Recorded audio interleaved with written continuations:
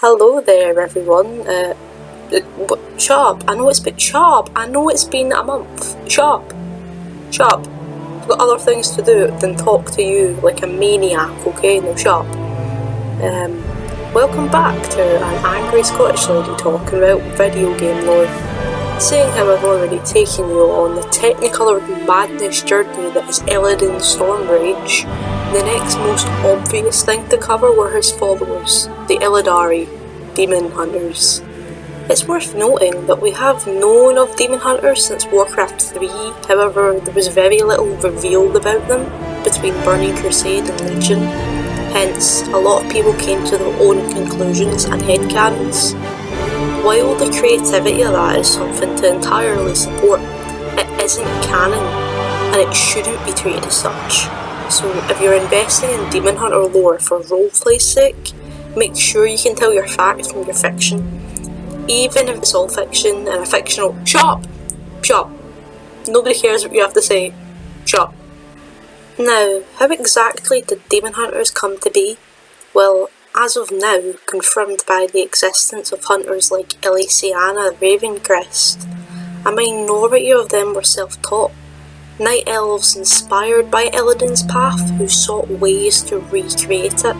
How successful they were without Illidan's own input is debatable, of course.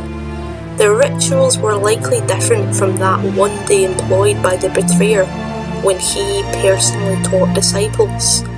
Hence, their abilities may be weaker or stronger but harder to control. They may lack certain traits and have gained others, but the lore there is still rather shallow. However, these hunters are not Illidari. Illidari specifically refers to Illidan's forces on Outland, the sect of hunters he personally trained and his allies while he was out there. It is entirely possible to be a demon hunter without being Illidari, either because they were one of these ancient hunters, or perhaps at some point the character becomes fellsworn and sworn to the Legion, or they simply went rogue in the vein of Alduris the Sufferer. But let's get back on track. After Illidan was freed from his prison, he began to gather an army. Naga, Blood Elves, Ashtongue. He wasn't particularly picky about his allies. Even enslaved demons, the very thing he sought to kill, they'd do. So when Night Elves, who had everything taken from them, their villages destroyed and their family killed, began to make the harsh journey to him, in hopes he might know how to destroy the Legion, he didn't turn them away. Instead, he decided to train them. They were secluded to a secretive part of the temple, and even the rest of Illidan's own army knew little of the strange elves. The Lord of Outland personally saw to the training of all of them, becoming less involved as their numbers grew, but remaining a constant presence. Any Black Temple demon hunter has met Illidan. No, you're not his best friend, but he knows who you are. He probably knows your face, possibly even your name, and likely was lurking nearby while your ritual was undertaken, if not outright conducting it himself. The Sindori hunters came later on as something of a gift from Kael Fass unto Illidan, the first of which was Varidus Fellsoul, who appears in-game both in Burning Crusade and Legion. While it's likely you remember him as one of the traitors from the Order Hall campaign, he was, at a time, one of the hunters who ran the training ground for initiates. These elves all had to undergo untold horrors to become who and what they were. The ritual was nasty. The normal process seemed to be an initiate having to stand toe-to-toe with a demon, alone, without magic, wielding only 2 hunting daggers. If they succeeded in killing the demon, they then had to drink their blood and eat their heart, in essence consuming their very soul. Note that these requirements should, in theory, heavily limit what demons would be viable. Some would be too strong, others would just be too big. Yeah, maybe by some deus ex machina you could kill a pit lord, but good luck eating a heart bigger than you are. The type of demon you are bound to may also foster certain types of mutations and abilities. For example, those bound to a succubus may find they are able to magically charm others now. Those with a fellstalker may find they can drain magic. Someone with a worm tongue may find they have sharp claws and teeth.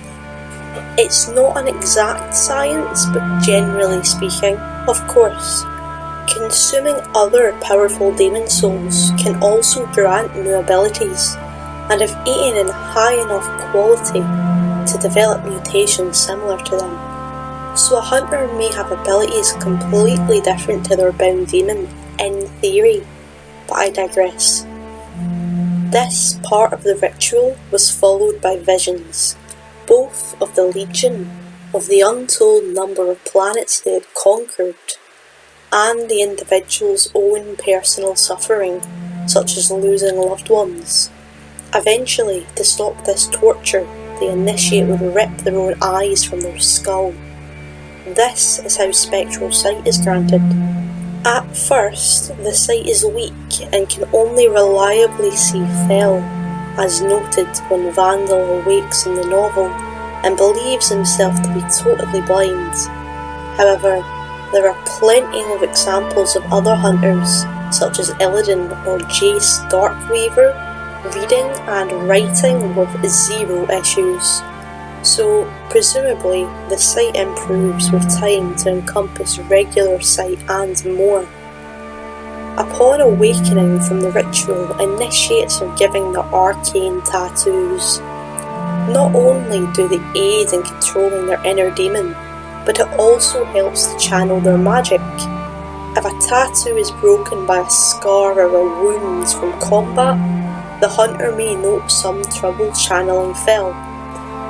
It's worth noting there is indeed a bound demon. Within the novel, Vandal comes to a philosophic conclusion that the only real demon is him, which some have taken to mean that the demon is just a figment of their imagination. That's not the case, judging by everything we see in Legion, and since the Illidan book was written before the expansion, it's only presumable that Blizz has changed their minds or glossed over that part, as Blizz aren't exactly known for being particularly cleanly lore keepers, even among their own games. And even if it were the case, Vandal never shares this revelation with anyone.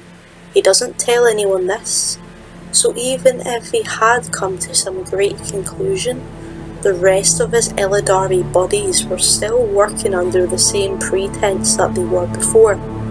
In my opinion, Vandal's thoughts are just his own personal ideas, as he tries to come to terms with what he is. Moving on, initiates often go mad after the ritual, succumbing to insanity and killing other Illidari before being put down themselves was common. Others inflicted harm on themselves as they tried to forcibly remove mutations, such as scales, they had begun to develop. Eventually one would mellow out, but the possibility of even a veteran hunter going crazy is always there. But the trouble Illidan went to train them became clearly worthwhile, as the hunters eventually destroyed Nithresia, the Nathrazim homeworld, and successfully assaulted Mardum, therefore retrieving the Sargerite keystone later used to access Argus. However, their return from the latter was hardly welcomed, as they found the Black Temple had fallen and their master killed. Most of them were imprisoned in the vault for the next 10 years. Some of them successfully escaped and spent the next decade scattered across Outland and Azeroth. Others were killed. It's worth noting some rare demon hunters have demon souls, binding them to the nether when they die, allowing some of them to return as long as their vessel, that being their body, is intact. However, doing so is a harrowing experience and many go mad enjoying the Legion. Upon being freed again, after the vault came under assault, the Illidari were quick to put themselves to doing what the Illidari do best: killing demons, wherever they may be. They showed their usefulness by revealing demons in Orgrimmar, Stormwind, and Dalaran, as well as the countless others they came to slay on the Broken Isles, and eventually Argus. Since Legion ended, we've heard very little of them, save from Marius and Ted, who are still off hunting down remnants of the Legion in Zandalar, which, by the by, huge missed trick for Blizzard, Forsaken and a Night Elf. Friends, after Teldrassil, that should have been a question, I'm just saying. Anyway, that's all the need to know basics of Demon Hunters. I hope you enjoyed, and I'll see you later.